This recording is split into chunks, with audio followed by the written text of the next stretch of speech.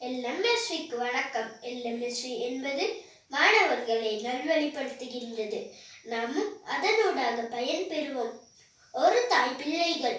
அதன் அடிப்படையில் நாமும் ஜாதி பேதங்களை மறந்து வேற்றுமைகளை நீக்கி இலங்கை மக்கள் என ஒன்றாய் ஒற்றுமையாய் வாழ்வோம். நாம் இலங்கையின் எப்பகுதியில் இருந்தாலும் எம் கடமைகளை மறக்க கூடாது. தனிமரம் தோப்பாகாது என்பது போல தனித்திருத்தல் வெற்றி கிடைக்காது. வேற்றுமையில் ஒற்றுமை காட்டும் மக்களை யாராலும் வெல்ல முடியாது என்பது திருவள்ளுவர் வாக்கு. சிங்களமும் செந்தமிழும் இலங்கை என்ற நம் தாய் திருநாட்டை காக்கும் தோழர்களாக கருதி நேசிக்க வேண்டும்.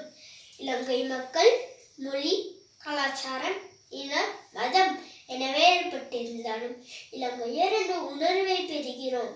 நாம் சகோதரத்துடனும் சமத்துவத்துடனும் வாழும்போது எல்லா வேற்றுமைகளும் மறந்துவிடும்.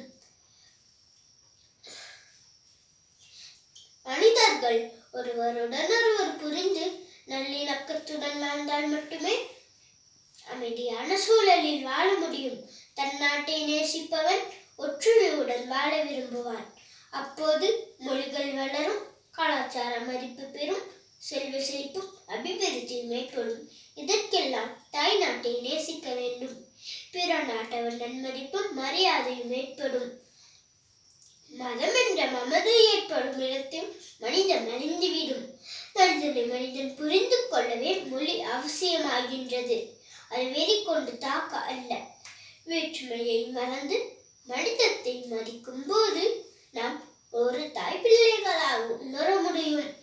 என் தாய் திருநாடு வளர்ச்சி காண வேண்டுமாயின் அறிவாலும் ஆற்றலாலும் ஒற்றுமையாலும் பிற தேசங்கள் நம்மை கண்டு அச்சப்படுமாறு இணைந்து பணியாற்ற வேண்டும்.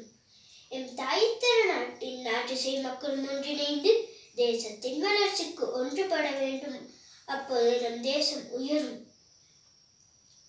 இன்றைக்கு ஒரு சமூகமாகட்டும் அல்லது ஒரு நாடாகட்டும் உயர்ந்த நிலையை அடைய வேண்டுமானால் ஒற்றுமையினாலேயே உயர முடியும். கூடி வாழ்ந்தால் கோடி நன்மை என்ற கூற்றுக்கிணங்க சிறார்களாகிய நாம் எம் தாய் நாட்டை காக்க முன்வருவோம். எம் தாய் திருநாட்டினை போற்றி நத்தீபமேற்றி 4 மதங்களாலும் போற்றி நலம் பெற வேண்டி வேற்றுமையிலும் ஒற்றுமை காட்டும் உயர்ந்த மனிதத்துவத்தை விதைப்போம் என கூறி விடை பெறுகிறேன். நன்றி.